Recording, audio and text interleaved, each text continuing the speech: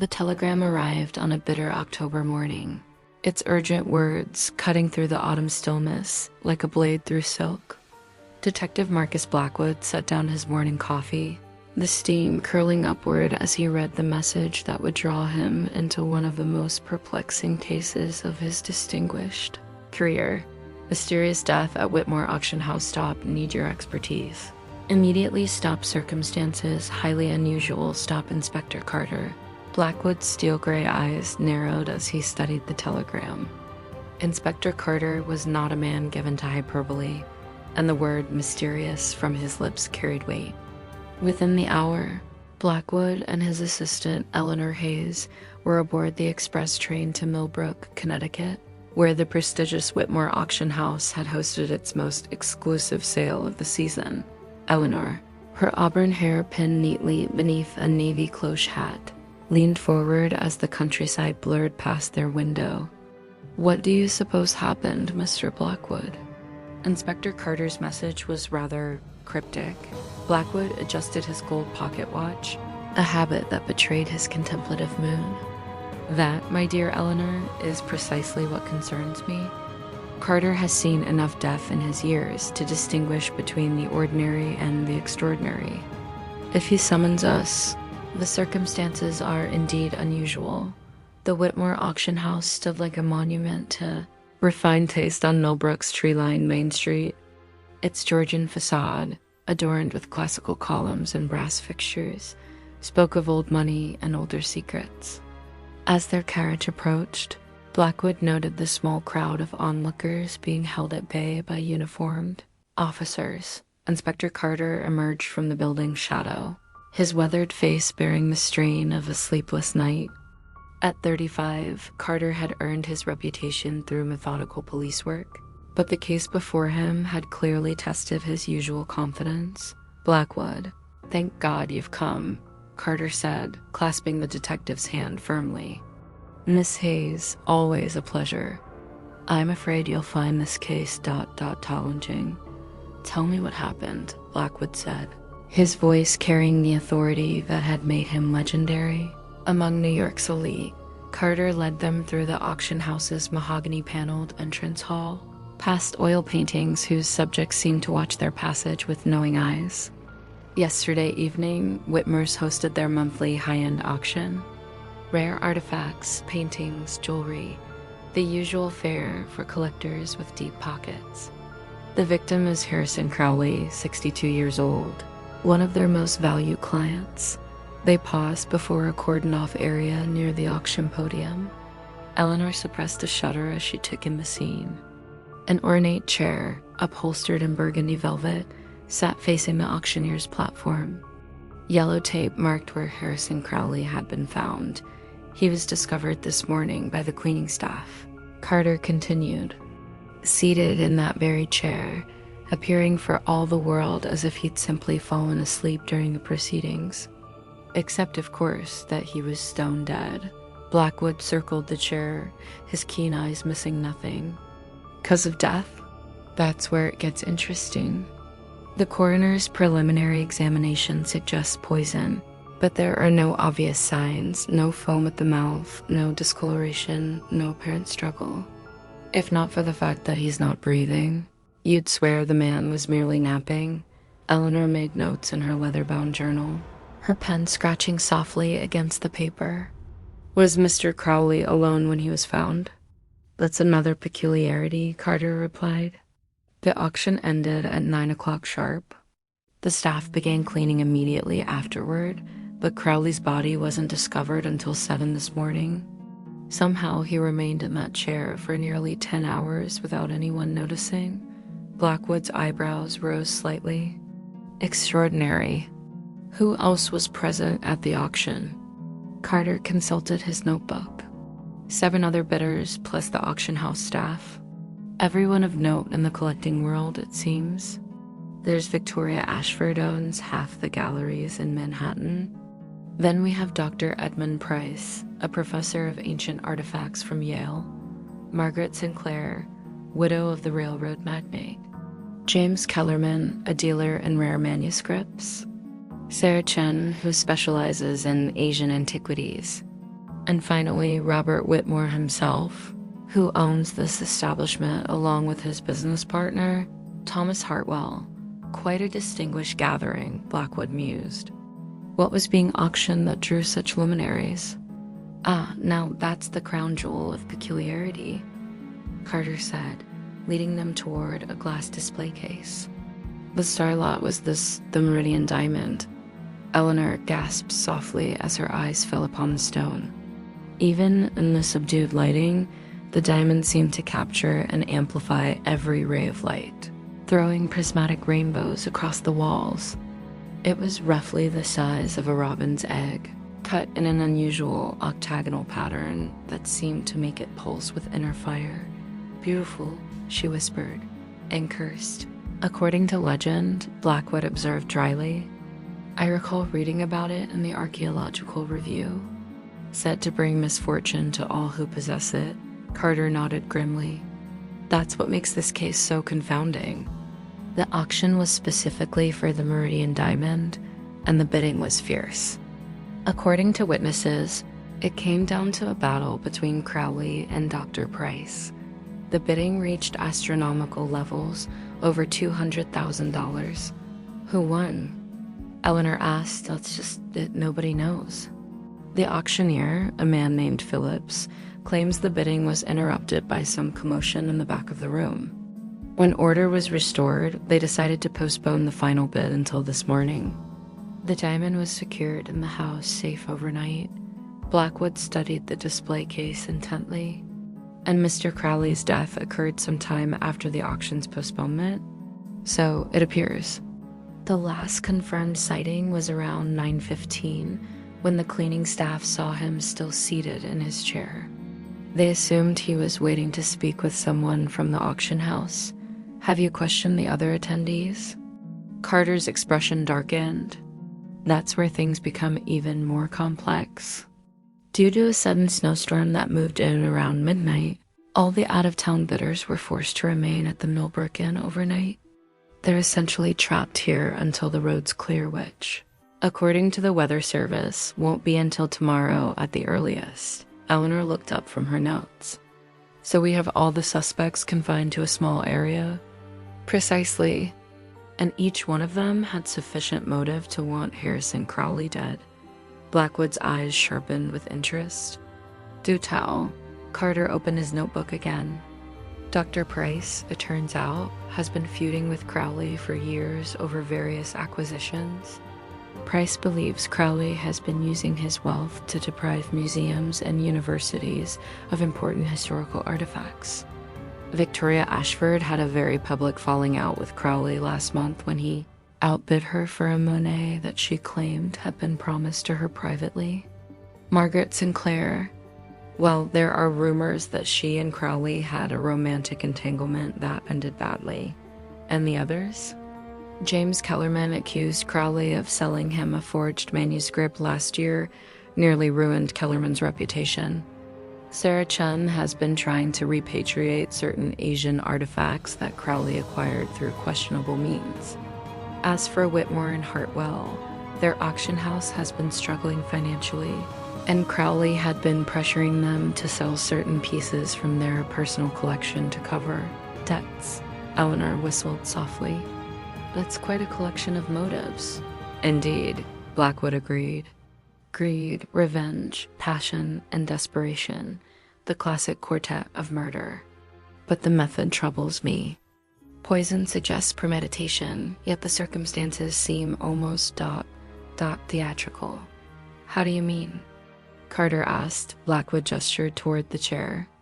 Consider the staging. Mr. Crowley dies during or immediately after an auction for one of the world's most famous diamonds. He's found seated peacefully, as if he'd simply dozed off.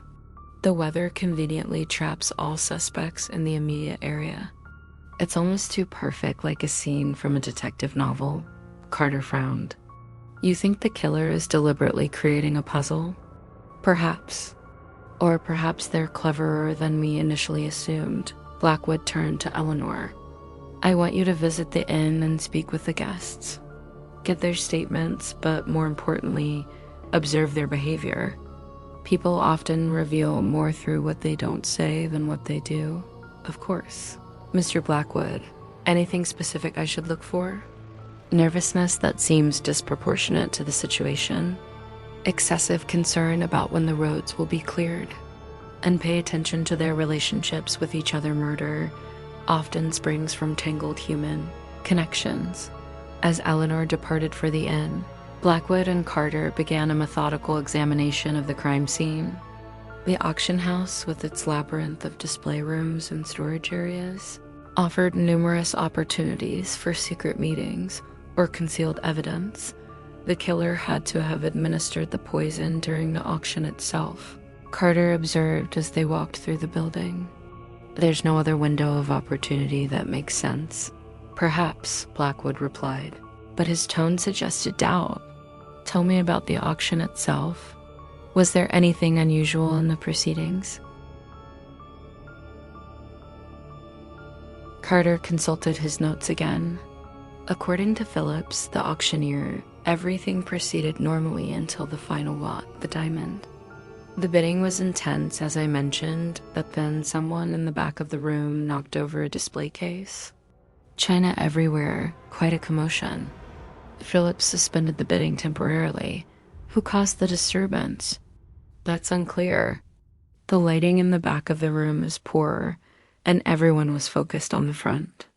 Phillips thinks it might have been one of the late arrivals. Apparently several people entered during the diamond auction. Blackwood stopped walking. Late arrivals? I thought you said there were only 7 bidders plus staff. Carter looked confused.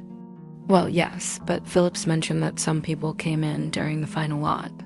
He assumed they were staff members or perhaps associates of the registered bidders. But you haven't identified these individuals?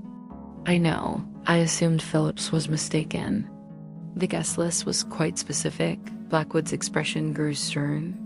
Carter, in cases like this, assumptions are dangerous.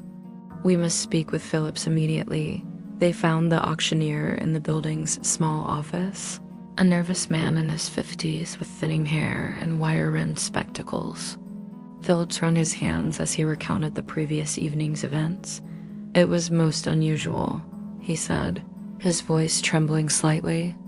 The bidding for the diamond was proceeding normally, quite spirited actually, when suddenly there was this tremendous crash from the rear of the room. A Ming vase, absolutely priceless, shattered into 1,000 pieces. And you saw who caused this accident? Blackwood asked. Phillips shook his head. The lighting is quite dim back there. We keep it that way to focus attention on the items being auctioned. I could see figures moving about, but I couldn't make out faces. How many figures? 2, perhaps 3. I called for order and decided to suspend the bidding until we could clean up the mess and restore calm. Blackwood leaned forward. Mr. Phillips, this is crucial. When you suspended the bidding, what was the status? Who held the high bid? Phillips removed his spectacles and polished them nervously. That's what made the situation so complex. Mr. Crowley and Dr. Price were going back and forth, raising each other rapidly. The last clear bid I heard was from Dr. Price at $200,000. But as I was about to ask for Mr. Crowley's response, the crash occurred. So the final outcome was unresolved? Precisely. I announced that we would resume the bidding this morning. Giving both gentlemen time to consider their final offers, Carter and Blackwood exchanged glances. Where is Dr. Price now? Carter asked. At the inn, I believe, along with the other out-of-town guests. As they prepared to leave Phillips's office, the auctioneer called after them. There is one more thing, Detective Blackwood. After the commotion, when I was inspecting the damaged vase, I found something odd. He reached into his desk drawer and withdrew a small piece of paper. This was lying among the fragments. It doesn't belong to our auction house. Blackwood examined the paper carefully. It appeared to be a telegram, badly water-damaged and partially illegible.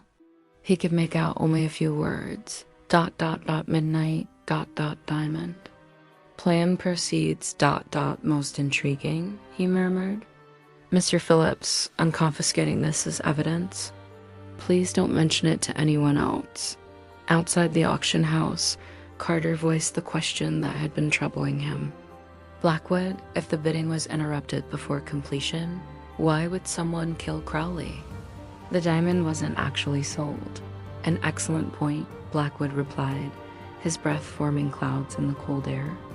Unless the killer believed the outcome was predetermined, or perhaps the murder had nothing to do with the diamond itself. What do you mean? Consider this. What if the auction was merely the stage, not the motive? What if someone used the gathering as cover for an entirely different purpose? They walked in contemplative silence toward the inn, the snow crunching beneath their feet. The Millbrook Inn was a charming colonial structure that had been converted from a private mansion. Its common rooms buzzed with the forced cheerfulness of stranded travelers, making the best of an inconvenient situation. Eleanor met them in the lobby, her cheeks flushed from the cold. I've spoken with all the guests, she reported quietly. The reactions were ... illuminating. Do tell, Blackwood said, settling into a leather armchair near the fireplace. Dr. Price seems genuinely shocked by Crowley's death, but there's something he's not telling us. He keeps checking his pocket watch and asking about when the roads will be cleared. Victoria Ashford is putting on a brave face, but I caught her wiping away tears when she thought no one was looking. Margaret, Sinclair appears more concerned about the scandal than the actual death. She's worried about what this will do to her social standing. And the others? James Kellerman is nervous as a cat. He jumps every time someone enters the room. Sarah Chun has been making phone calls. I heard her speaking in what sounded like Mandarin, but she claimed she was calling her family to let them know she was safe. Robert Whitmore and Thomas Hartwell are huddled together constantly, whispering about something. Blackwood processed this information carefully. Did anyone mention the interrupted auction? That's interesting. Dr. Price brought it up without prompting. He said he was quite disappointed that the bidding was postponed, as he had to return to Yale for lectures. But here's the curious thing. He claimed he was prepared to bid as high as $300,000 for the diamond. Carter whistled. That's $100,000 more than his last bid. Precisely, Eleanor continued. And when I asked Victoria Ashford about the auction, she seemed surprised that it had been postponed. She said she thought Dr. Price had won the diamond and left early. Blackwood's eyes narrowed. She thought Price had won? But Phillips clearly stated the auction was suspended. That's what I found odd. Either she wasn't paying attention, or she knows something about the auction's conclusion that the rest of us don't. Commotion near the inn's entrance interrupted their conversation. Through the frosted windows, they could see a horse-drawn sleigh approaching through the snow. The driver, bundled in a heavy coat, helped down a passenger, a woman in an elegant fur coat, who moved with the bearing of someone accustomed to being noticed. Who was that? Eleanor asked. Carter squinted through the glass. I don't recognize her. She wasn't on the guest list for the auction. The woman entered the inn, stamping snow from her boots.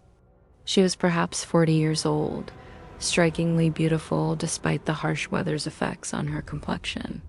Her dark hair was pinned in elaborate style that spoke of expensive salons, and her jewelry, while understated, was clearly costly. She approached the front desk with confident strides. I need a room for the night, she told the clerk in a voice that carried a slight accent, European, perhaps French. The roads from Hartford are impassable. The clerk apologized profusely. I'm sorry, madam, but we're completely full due to the storm. The auction house guests have taken all our available rooms. Asterisk, the woman's composure cracked slightly. The auction house? You mean Whitmore's? Yes, madam. There was an auction yesterday evening, and the guests were stranded by the weather. She turned away from the desk, her face pale. For a moment, her eyes met Blackwood's across the lobby, and he saw something that made his detective instincts flare: recognition, fear. and something else he couldn't quite identify. "Excuse me," Blackwood said, rising from his chair. "I couldn't help but overhear. I'm Detective Marcus Blackwood. Perhaps I could help you find alternative accommodations." The woman studied him carefully. "Detective, is there some trouble at the auction house?" "I'm afraid so. There's been a death one of the auction attendees." The color drained completely from her face. "A death? Who?" "A gentleman named Harrison Crowley." "Did you know him?" For a long moment, she stood frozen, her gloved hands trembling slightly. Then, with visible effort, she composed herself. "No, I've never heard that name. I'm sorry to have bothered you." She turned to leave, but Blackwood's voice stopped her. "Madam, if you don't mind my asking, what brings you to Millbrook in such weather?" She paused without turning around. "Business," she said simply. "Private business that is no longer relevant." With that, she walked quickly toward the inn's entrance, her heels clicking against the wooden floor. Through the window, they watched as she spoke urgently with her sleigh driver, gesturing toward the road. "That woman knows more than she's letting on," Eleanor observed. "Indeed," Blackwood agreed. "And her arrival on this particular day, in this particular weather, strains the bounds of coincidence." Asterisk Carter was already moving toward the door. "I'll follow her, see where she goes." "No need," Blackwood said calmly. "If she's connected to this case, she'll return. Running away in a snowstorm is hardly practical. Besides, I have a feeling our answers lie not in chasing mysterious strangers, but in examining what we already know more carefully."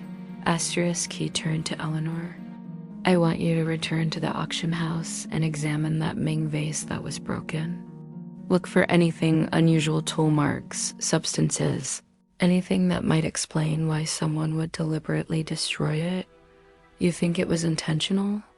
I'm beginning to suspect that very little about last night was accidental. The timing, the location, even the weather, it's all too convenient." As Eleanor departed on her mission, Blackwood settled back into his chair, his mind working through the puzzle pieces. A mysterious death by poison, an interrupted auction, trapped suspects, and now a strange woman who claimed not to know the victim but reacted to his death with obvious distress. His contemplation was interrupted by the approach of Dr. Edmund Price, a distinguished man in his early 50s with graying temples and intelligent eyes behind gold-rimmed spectacles. Price carried himself with the confident bearing of someone accustomed to academic respect. "Detective Blackwood, I'm Dr. Price. I understand you're investigating poor Harrison's death." Blackwood gestured to the chair opposite him. "Please, doctor, sit down. I was hoping to speak with you." Price settled into the chair, his movements precise and measured. "A terrible business. Harrison and I had our differences, but I would never have wished him harm." "Tell me about these differences." Price sighed deeply. "It's no secret that I disapproved of Harrison's collecting methods. He used his wealth to acquire artifacts that belonged in museums or universities, places where they could be studied and appreciated by scholars and the public.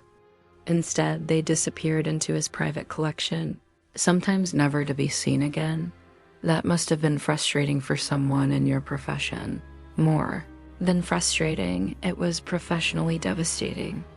The Meridian Diamond, for instance, has historical significance beyond its monetary value. It was supposedly owned by Napoleon's brother, and there are documented connections to several important historical events. Such an artifact belongs in an institution where it can be properly studied and displayed." Blackwood leaned forward.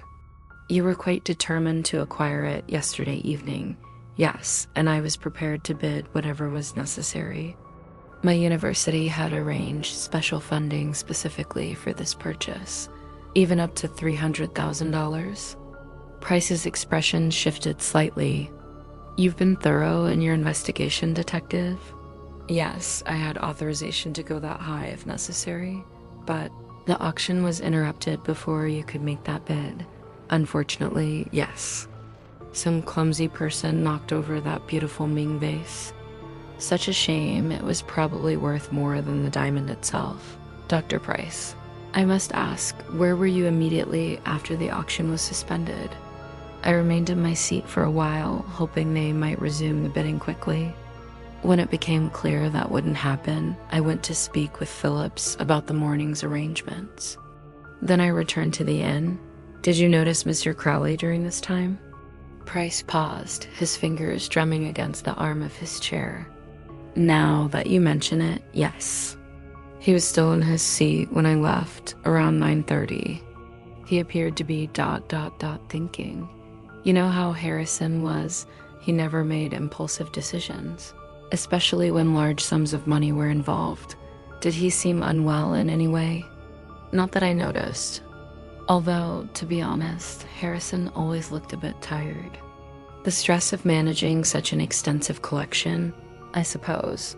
Their conversation was interrupted by a commotion near the inn staircase. James Kellerman, a thin man with nervous eyes, was arguing with Sarah Chen, an elegant woman in her 30s, whose composed demeanor seemed at odds with the heated discussion. That's not what you said last night, Kellerman hissed, his voice carrying across the lobby despite his obvious attempt at discretion. I said no such thing, Chen replied coolly. You're imagining conspiracies where none exist. Ladies and gentlemen, Blackwood called out, his voice carrying the authority that made people instinctively obey. Might I suggest we all gather in the main parlor? I believe it's time we discuss last evening's events more thoroughly. The suggestion was not really a request, and within minutes, all the auction attendees had assembled in the inn's largest common room. The atmosphere was thick with tension and unspoken accusations. Blackwood positioned himself before the fireplace, his commanding presence drawing everyone's attention. Ladies and gentlemen, I'm sure you're all aware that Harrison Crowley's death was not natural.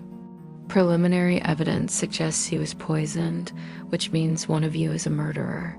The reaction was immediate and varied. Victoria Ashford gasped and pressed a handkerchief to her mouth.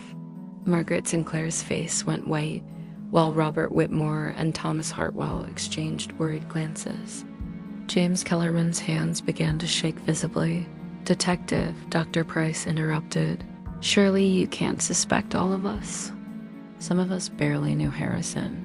On the contrary, Doctor, each of you had both motive and opportunity to kill Harrison Crowley. The question is not whether one of you is guilty, but which one. Sarah Chun spoke for the first time, her voice calm and measured. Detective Blackwood, while I understand your need to investigate thoroughly, I must point out that making accusations without evidence is both unprofessional and potentially actionable. You're quite right, Miss Chun. So let me present what evidence we have. Blackwood began pacing slowly before the fireplace. First, the method of death poison suggests premeditation. This wasn't a crime of passion, but a carefully planned murder. Second, the timing during or immediately after an auction where tensions were running high provided both cover and distraction. He paused, his gaze sweeping across the assembled suspects. Third, and most importantly, someone went to considerable trouble to create confusion about the auction's outcome. The broken vase was not an accident. What do you mean? Whitmore asked nervously. I mean that someone deliberately destroyed that Ming vase to interrupt the bidding at precisely the right moment. But why? What did they gain by preventing the auction from concluding? Eleanor chose that moment to return from her investigation, snow dusting her coat and urgency in her expression. She approached Blackwood and whispered something in his ear that made his eyebrows rise significantly. Interesting, he murmured. Then, addressing the group, ladies and gentlemen, we've just discovered something rather remarkable about last night's events. He held up a small glass vial, no larger than his thumb. This was hidden inside the base of the broken Ming vase. It once contained a substance that, when mixed with alcohol, becomes virtually odorless and tasteless, yet deadly within hours. The silence in the room was deafening. Several people shifted uncomfortably, while others stared at the vial with obvious horror. Furthermore, Blackwood continued, "We've discovered that the vase was broken from the inside out, not by external impact. Someone had hidden this vial within the vase's hollow base, then triggered its destruction at precisely the right moment. But how?" Margaret Sinclair asked, her voice barely above a whisper. "An excellent question, Mrs. Sinclair, and the answer reveals the true cleverness of our killer." Blackwood set the vial on the mantelpiece where everyone could see it. The vase was destroyed by a small explosive charge, probably triggered remotely. But here's what's most intriguing. The killer had to have access to the vase before the auction to plant both the poison and the explosive. Thomas Hartwell's face had gone ashen. "Detective, are you suggesting that someone broke into our auction house?" "Not necessarily, Mr. Hartwell. I'm suggesting that the killer had legitimate access to the premises." Blackwood's gaze swept across the room again. "Which means our murderer is not only in this room, there's someone with intimate knowledge of the auction house's layout and procedures." The accusation hung in the air like smoke, and Blackwood could see guilt and fear warring in several faces. But before anyone could respond, a new voice cut through the tension. "How fascinating. You've reconstructed the method quite brilliantly, Detective Blackwood." Everyone turned toward the parlor's entrance, where the mysterious woman from earlier stood framed in the doorway. She had changed from her traveling clothes into an elegant black dress that seemed to shimmer in the firelight. "And you are?" Blackwood asked calmly, though his mind was racing. "My name is Isabel Moreau," she said, stepping into the room with the grace of a dancer. "And I believe I can provide some crucial information about Harrison Crowley's murder." Asterisk the Fae.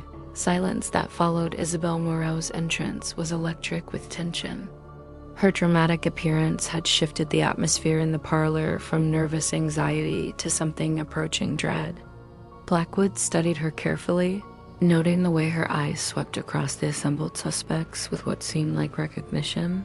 "Miss Moreau," Blackwood said with careful politeness, "your timing is rather remarkable. Please tell us what you know about Mr. Crowley's death." Isabel moved gracefully to the center of the room, her presence commanding attention from every person present. "I knew Harrison Crowley quite well, Detective. We had a complicated relationship." Margaret Sinclair's face flushed crimson.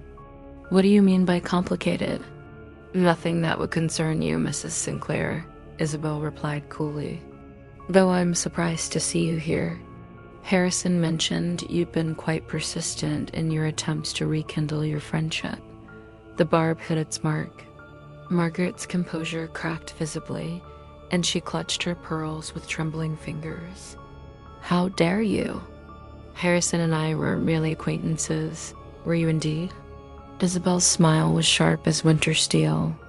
"Then perhaps you can explain why you sent him 17 letters in the past month, begging him to reconsider your relationship." Dr. Price leaned forward with scholarly interest. "Miss Moreau, how exactly did you know Harrison?" "Your name isn't familiar from academic circles. That's because my connection to Harrison was entirely personal. Dr. Price, we were engaged to be married 3 years ago." The revelation hit the room like a thunderclap. Victoria Ashford's champagne glass slipped from her fingers, shattering on the wooden floor. James Kellerman made a strangled sound, while Sarah Chun's composed mask flickered with surprise. Eleanor, who had been taking careful notes, looked up sharply. "Engaged? But there's no record of Mr. Crowley having a fiancée. The engagement was never publicly announced," Isabel explained, her voice carrying a note of old pain. "Harrison was cautious about his personal life.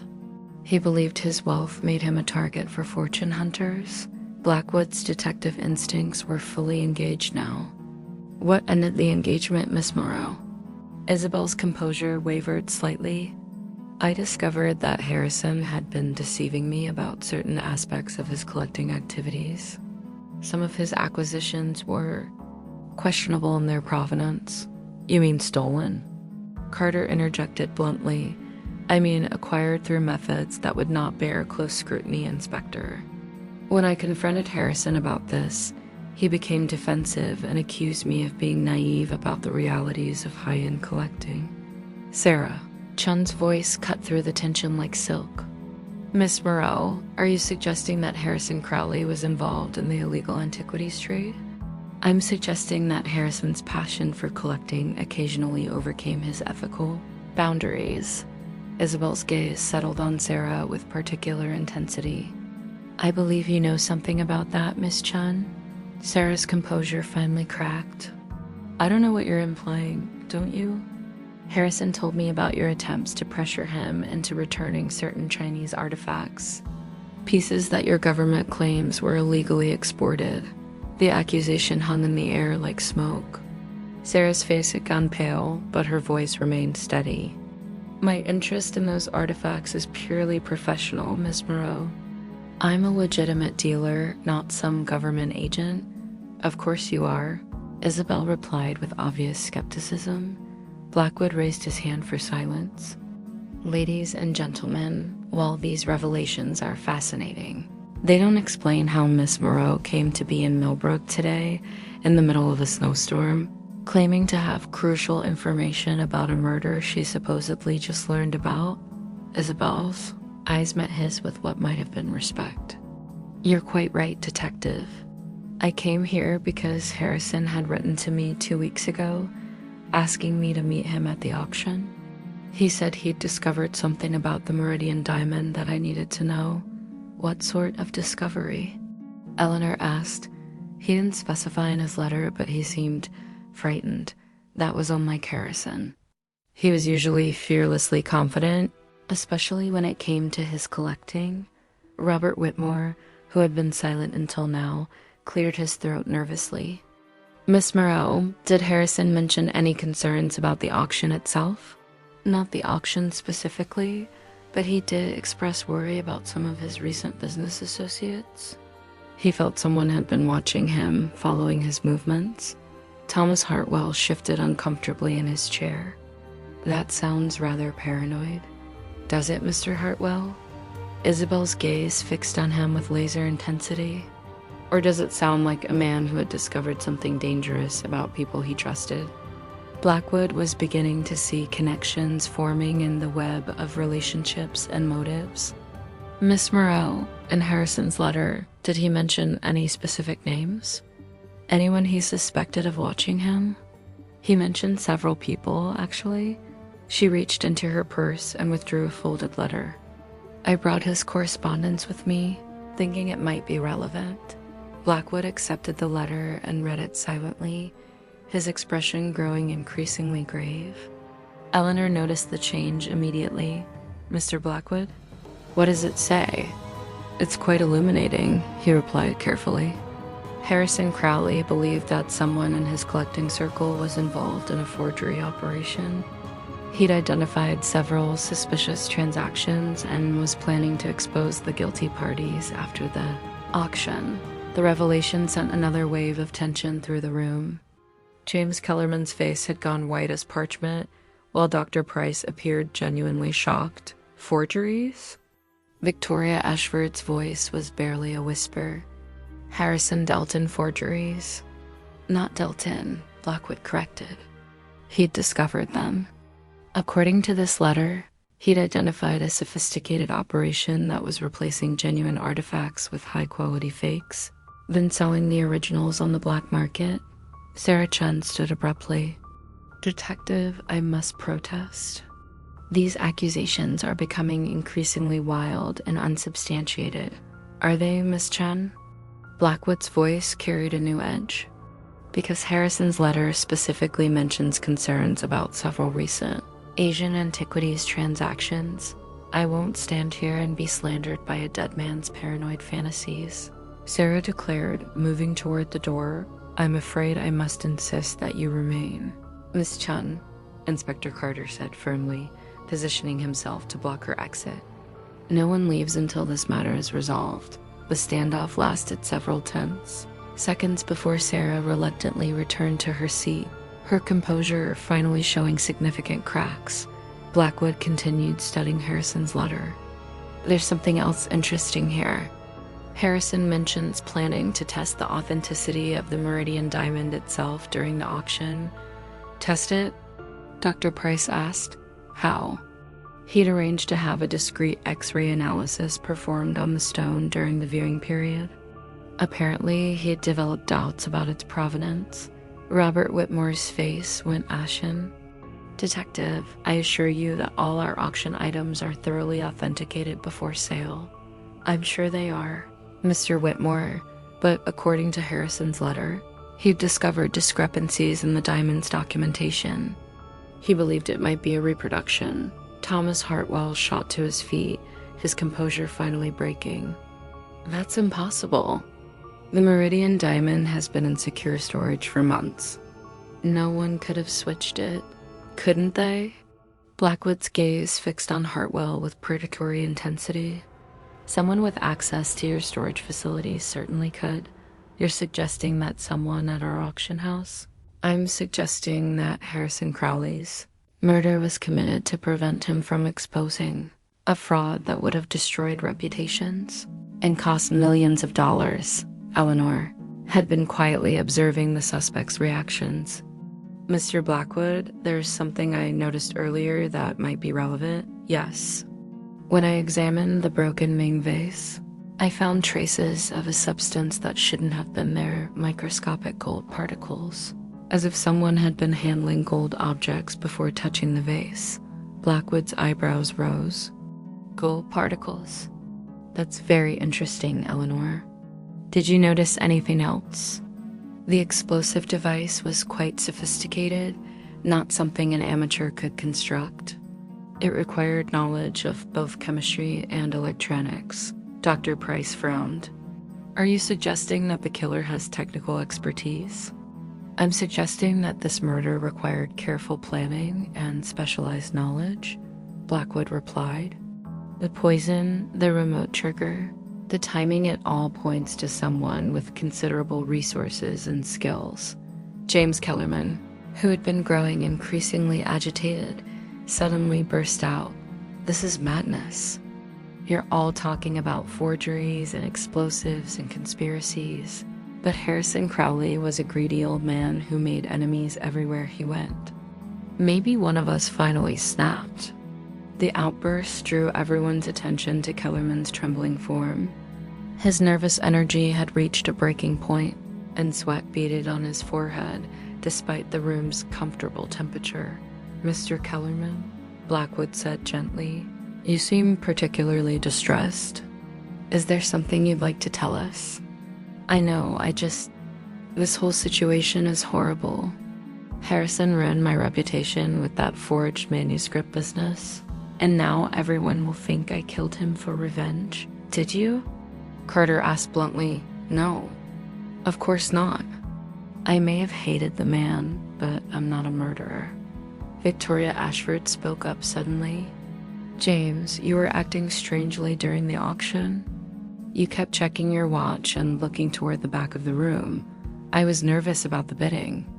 I wanted to know how much time was left. But you weren't bidding on anything, she pressed.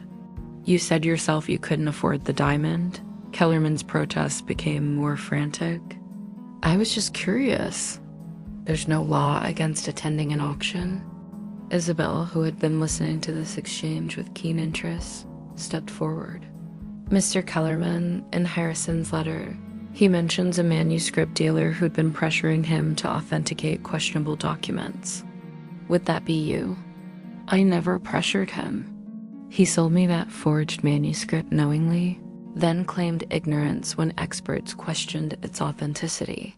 But you continued doing business with him afterward? Blackwood observed. Why? Kellerman's mouth opened and closed several times before he found his voice. Because he had something I needed. What? Proof. Proof that the manuscript wasn't the only forgery he'd sold. He kept records of all his questionable transactions, and he threatened to expose other dealers if anyone tried to cause trouble for him. The admission created another wave of tension. Several suspects exchanged meaningful glances, and Blackwood noted each interaction carefully. So Harrison Crowley was essentially blackmailing other dealers with evidence of their involvement in forgeries? Eleanor asked. Not blackmailing exactly, Kellerman replied miserably. More like maintaining mutual assured destruction. Nobody could expose anybody else without risking their own reputation. Margaret Sinclair's voice was icy with disdain. How perfectly typical of Harrison. Even in business, he had to manipulate people. Mrs. Sinclair, Blackwood said, turning his attention to her, "You've been remarkably quiet about your own relationship with the deceased. Care to elaborate?" Margaret's composure, which had been steadily eroding throughout the evening, finally crumbled entirely. "Fine, yes, I was in love with Harrison. Yes, I pursued him after my husband died. And yes, he rejected me in the most humiliating way possible. How so?" Tears began streaming down her face. "He told me that he could never be with someone who was only interested in his money. The irony is that I didn't need his fortune. I have plenty of my own. I genuinely cared for him, but he didn't believe you. He said I was just another gold digger, like all the rest." It was devastating. She wiped her eyes with her handkerchief. "But I didn't kill him, Detective. Despite everything, I still loved him." The raw emotion in her confession seemed genuine, and Blackwood filed it away as he continued his analysis. The web of relationships and motives was becoming clearer, but the identity of the killer remained elusive. Sarah Chen, who had been silent since her confrontation with Isabel, suddenly spoke up. "Detective Blackwood, while these personal revelations are undoubtedly fascinating, I feel compelled to point out that we still have no concrete evidence linking any of us to the actual murder. Don't we?" Blackwood's smile was enigmatic. "Miss Chen, you've been remarkably concerned about evidence throughout this discussion, almost as if you have legal training. I'm a businesswoman dealing in valuable antiquities. Legal knowledge is essential in my profession, indeed. And what about chemical knowledge? Is that also essential?" Sarah's pause was barely perceptible, but Blackwood caught it. "I don't understand your question. The poison used to kill Harrison Crowley was quite sophisticated, a compound that's virtually undetectable unless you know what to look for. It requires both access to rare chemicals and the knowledge to combine them safely. Are you suggesting that I'm some sort of master poisoner?" "I'm suggesting that someone in this room has knowledge and resources beyond what they've admitted." Eleanor had been studying the suspect's body language carefully. "Mr. Blackwood, I've noticed something interesting about the seating arrangements during our discussion." "Oh?" "Dr. Price and Mr. Kellerman have been avoiding eye contact, but they keep glancing at each other when they think no one is looking. Mrs. Sinclair and Miss Ashford seem to know each other better than they've admitted. I've seen them exchange meaningful looks several times." Blackwood nodded approvingly. "Excellent observation, Eleanor. Human connections often reveal themselves through unconscious behavior." Dr. Price finally spoke up, his academic composure somewhat strained. "Detective, I must ask, when do you plan to conclude this investigation?" "I have responsibilities at the university that cannot be indefinitely postponed. Anxious to leave, Doctor?" "That's interesting, considering you were so determined to acquire the diamond yesterday. My interest in the diamond was purely scholarly, was it? Because according to Harrison's letter, you'd been pressuring him to sell you certain artifacts from his private collection. Artifacts that would normally never come to market." Price's face flushed. "Academic institutions must sometimes use aggressive tactics to prevent important historical items from disappearing into private collections, including murder." "Certainly not." Blackwood began pacing again, his mind working through the complex web of motives and opportunities. Ladies and gentlemen, we have a fascinating array of potential motives before us. Greed, revenge, love, fear, professional rivalry, and fraud. But only one of you had both the means and the opportunity to commit this particular murder. The room fell silent except for the crackling of logs in the fireplace and the wind howling outside the windows. The storm showed no signs of abating, and everyone knew they would remain trapped together until the killer was identified. Robert Whitmore cleared his throat nervously. Detective, if I may ask, how do you plan to determine which of us is guilty? An excellent question, Mr. Whitmore. The answer lies in understanding not just who had motive, but who had the specific knowledge and resources necessary to execute such a sophisticated murder. Thomas Hartwell shifted uncomfortably. You keep mentioning sophistication. What exactly do you mean? I mean that this wasn't a simple poisoning. The killer had to know not only which poison to use, but how to conceal it, how to time its delivery, and how to create a distraction at precisely the right moment. They also had to have access to the auction house beforehand to plant the explosive device. So you're saying it was definitely someone connected to the auction house? Victoria Ashford asked, not necessarily connected to the business itself, but certainly someone with intimate knowledge of its operations and layout. Isabel, who had been listening intently to this exchange, suddenly stepped forward. Detective Blackwood, there's something else in Harrison's letter that you haven't mentioned. Something about a photograph. Blackwood consulted the letter again. Yes, you're quite right. Harrison mentions having photographic evidence of the forgery operation. He planned to present it after the auction. Where is this photograph now? Carter asked, That's an excellent question, Inspector. And I believe the answer might provide the final piece of our puzzle. Eleanor's eyes lit up with understanding. The killer had to retrieve the photograph. That's why they stayed behind after the auction, precisely. Which means Harrison Crowley wasn't killed during the auction itself. He was killed afterward, while the murderer searched for and destroyed the evidence. The revelation shifted everyone's understanding of the timeline.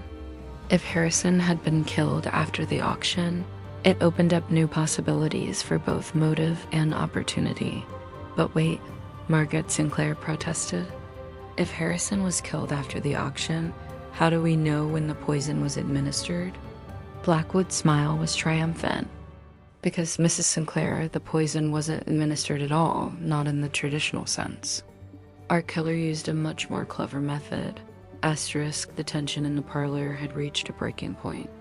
Outside, the storm continued its relentless assault on Millbrook, but inside the inn, all attention was focused on Detective Marcus Blackwood as he prepared to unveil the solution to Harrison Crowley's murder.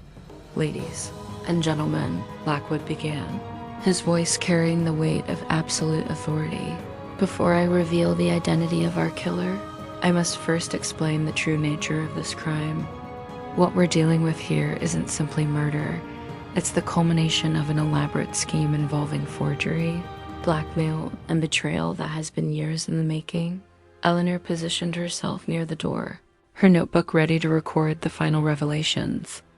Inspector Carter moved closer to the assembled suspects, his hand resting casually near his handcuffs.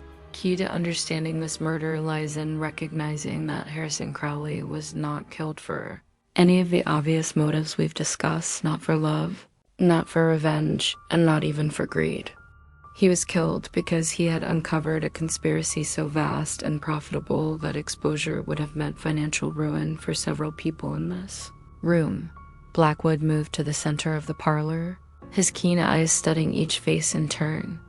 The forgery operation that Harrison discovered was not the work of a single individual, but rather a sophisticated network involving dealers, authenticators, and even auction houses.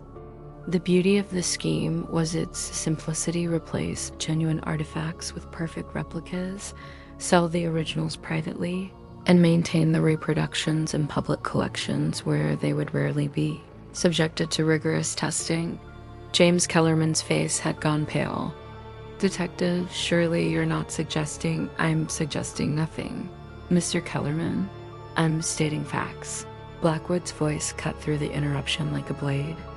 Harrison Crowley's investigation had identified at least a dozen suspicious transactions over the past 2 years.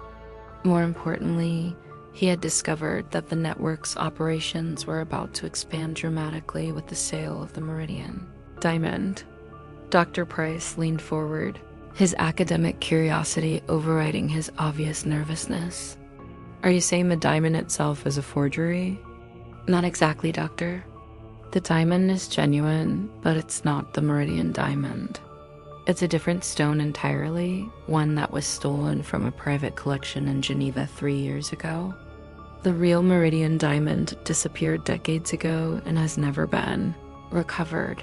The revelation sent shockwaves through the room. Robert Whitmore staggered as if he'd been physically struck, while Thomas Hartwell gripped the arms of his chair so tightly his knuckles went white. "That's impossible," Whitmore whispered. Your documentation is expertly forged," Blackwood stated flatly. "Just like several other items that have passed through your auction house in recent months.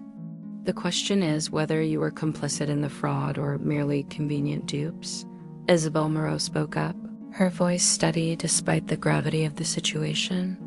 "Detective, you mentioned that Harrison had photographic evidence. What exactly did he photograph?" "Several things, Miss Moreau. He had pictures of the fake documentation, images showing microscopic differences between authentic pieces and their replacements, and most damaging of all, photographs of the actual handoff meetings where genuine artifacts were exchanged for forgeries." Sarah Chun's composure finally cracked completely. "This is all speculation. You have no proof of any of this." "Don't I, Miss Chun?" Blackwood's smile was razor sharp. Because Harrison Crowley wasn't just documenting the forgery network, he was documenting your role as its coordinator. The accusation hung in the air like a physical presence. Sarah's face went through a series of expressions: surprise, denial, calculation, and finally resignation. "You're quite clever, Detective Blackwood," she said quietly, "but not quite clever enough." Before anyone could react, Sarah reached into her purse and withdrew a small pistol. The weapon gleamed dully in the firelight as she pointed it steadily at Blackwood's chest. "Nobody move," she commanded, her voice now carrying a cold authority that was completely different from her earlier refined demeanor. "I'm not going to prison for that greedy old fool." Eleanor started to move, but Sarah swung the gun toward her. "Stay where you are. Miss Hayes, this doesn't have to end badly for anyone else." Inspector Carter tensed, but the angle was wrong. Too many innocent people were in his line of fire. "Miss Chun, put down the weapon. There's no way out of this, isn't there?" Sarah's laugh was bitter. "The storm will clear eventually. When it does, I'll simply disappear. I have resources you can't imagine and contacts in countries that don't extradite." Blackwood remained perfectly calm, his hands visible and steady. "You're forgetting something. Miss Chun, I haven't finished explaining how you killed Harrison Crowley. What does it matter now? You've identified me as the mastermind. The details are irrelevant. On the contrary, the details are fascinating. You see, everyone, including myself, has been thinking about this crime in entirely the wrong way. We assumed Harrison was poisoned during or immediately after the auction. But that's not what happened at all." Despite her desperate situation, Sarah's eyes showed a flicker of curiosity. "What do you mean?" "I mean that Harrison Crowley was already dead when the auction began." The statement was so shocking that even Sarah's gun hand wavered slightly. Around the room, gasps of amazement and disbelief created a chorus of confusion. "That's impossible," Dr. Price protested. "I saw him during the auction." "We all did. You saw someone in the Harrison's chair wearing Harrison's clothes, positioned so that his face was partially obscured by shadow." But it wasn't Harrison Crowley. Eleanor's eyes widened with understanding. The late arrivals Phillips mentioned, they weren't staff members or associates. They were your accomplices. Exactly right, Eleanor. Miss Chun had arranged for Harrison to meet her privately before the auction began. She killed him then, using a contact poison that would absorb through the skin and cause death within minutes. Then her associates positioned the body in the auction hall while everyone's attention was focused on the proceedings. Sarah's face was a mask of cold fury, but she didn't deny the accusations. You can't prove any of this. Actually, I can. You see, your plan had one fatal flaw, the gold particles Eleanor found on the Ming base. They came from Harrison's gold watch, which you handled while positioning his body. When you later triggered the explosive device hidden in the vase, you inadvertently left trace evidence of your contact with the victim. Blackwood took a careful step forward. But the truly clever part of your plan wasn't the murder itself, it was the misdirection. By creating the illusion that Harrison died during the auction, you made everyone focus on what happened in that room, rather than what happened beforehand. The broken vase was meant to create confusion and provide an excuse for postponing the final bid, Eleanor added, her understanding of the plot growing clearer. You needed time to retrieve Harrison's evidence and escape before anyone realized what had really happened. Sarah's gun hand was shaking now, but her voice remained steady. Harrison Crowley was a parasitic old fool who used his wealth to steal artifacts from their rightful cultural context. My network was repatriating stolen items to their countries of origin. Some of them, perhaps, Blackwood agreed, but most were simply being sold to the highest bidder. This was about profit, not cultural preservation. Margaret Sinclair found her voice, though it trembled with emotion. You killed Harrison while he was trying to expose corruption? He was doing the right thing. He was protecting his own interests, Sarah snapped. Harrison didn't care about justice, he only cared that someone else was making money from forgeries while he was dealing in authentic pieces like a fool. Isabel stepped forward, her face pale but determined. Harrison may have been many things, but he wasn't a fool. He loved those artifacts, and he would never have stood by while they were being desecrated by forgeries. Love? Sarah's laugh was harsh. Harrison Crowley didn't know the meaning of the word. He collected beautiful things the way other people collect stamps as possessions to be hoarded and gloated over. The raw bitterness in her voice revealed depths of hatred that went far beyond professional rivalry. Blackwood seized on this emotional crack in her armor. This wasn't just business for you, was it, Miss Chen? Harrison had cost you something more personal than money. For a moment, Sarah's mask slipped entirely. He destroyed my father's reputation. 20 years ago, my father was a respected antiquities dealer in Hong Kong. Harrison accused him of selling forgeries, ruined his business, drove him to suicide. Everything I've built since then has been leading to this moment. The confession filled in the final pieces of the puzzle. This hadn't been a crime of opportunity, but a carefully orchestrated revenge plot years in the making. So you created the forgery network partly as a way to fund your revenge, Blackwood concluded. You recruited dealers who had grievances against Harrison, used their connections to build your operation, and waited for the perfect opportunity to destroy him. He deserved everything he got and more, Sarah declared. But her voice was losing its earlier conviction. Inspector Carter had been slowly repositioning himself during the conversation. Now he was close enough to act if the opportunity arose. Miss Chun, you're surrounded. There's nowhere to go. There's always somewhere to go if you're clever enough, she replied. But her eyes were darting toward the windows, calculating distances and options. Victoria Ashford, who had been silent throughout the confrontation, suddenly spoke up. Sarah, please put down the gun. This won't bring your father back. How would you know? Sarah's voice was filled with anguish now. You never knew him? None of you knew what kind of man he really was: honorable, dedicated, passionate about preserving cultural heritage. Harrison destroyed all of that with his accusations. Blackwood's voice became gentler, more understanding. Miss Chun, I believe you when you say your father was honorable. But murdering Harrison Crowley and defrauding collectors won't restore his reputation. It will show the world what kind of man Harrison really was: a greedy hypocrite who cared nothing for anyone but himself. No, Isabel said firmly. It will only show the world what kind of person you became. Harrison had his faults, but he didn't deserve to die for them. The gun in Sarah's hand trembled more violently. The emotional toll of maintaining her composure while confessing to years of planning and revenge was clearly overwhelming her. Blackwood sensed the moment was right for his final gambit. Miss Chun, there's something else you should know about Harrison's investigation. What? He wasn't just documenting your forgery network. He was also researching your father's case from 20 years ago. He'd discovered new evidence that would have cleared your father's name. The revelation hit Sarah like a physical blow. That's impossible. You're lying. I'm not lying. The evidence is in Harrison's private papers, which we recovered from his hotel room this afternoon. Your father was indeed innocent of the forgery charges.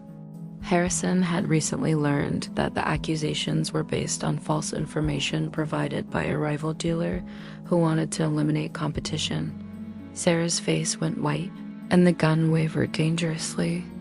No, that can't be true, Harrison was planning to publish a formal retraction after the auction. He wanted to clear your father's name and expose the real culprit. Blackwood's voice was compassionate but firm. He was trying to right an old wrong, Miss Chun, and you killed him for it. The full horror of what she had done crashed over Sarah like a wave. The gun slipped from her nerveless fingers and clattered to the floor. She collapsed into a chair, her body racked with sobs. I didn't know, she whispered. I spent 20 years hating him, and I didn't know, ... pull quotes. Inspector Carter quickly secured the weapon while Eleanor moved to comfort the broken woman. The other suspects remained frozen in shock at the dramatic conclusion of the case. Blackwood turned to address the room. Ladies and gentlemen, justice has been served, though I take no pleasure in it.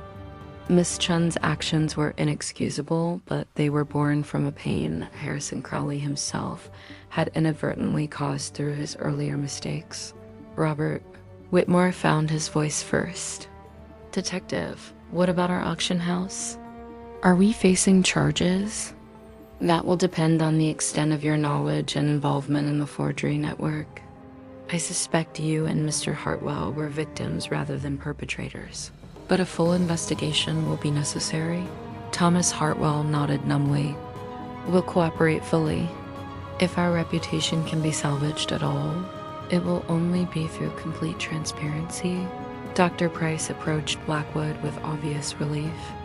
Detective, what will happen to the Meridian Diamond, or rather, the stolen diamond that was being sold as the Meridian? It will be returned to its rightful owners in Geneva. As for the real Meridian Diamond, that mystery remains unsolved for another day. As Inspector Carter led Sarah Chun away in handcuffs, she looked back at the assembled group one final time. I'm sorry, she whispered, though whether the apology was meant for Harrison, her father, or the people she had deceived was unclear. The storm outside was finally beginning to subside, and the first pale rays of dawn were visible through the frost-covered windows. The long night of revelation and justice was coming to an end. Eleanor closed her notebook with a satisfied sigh.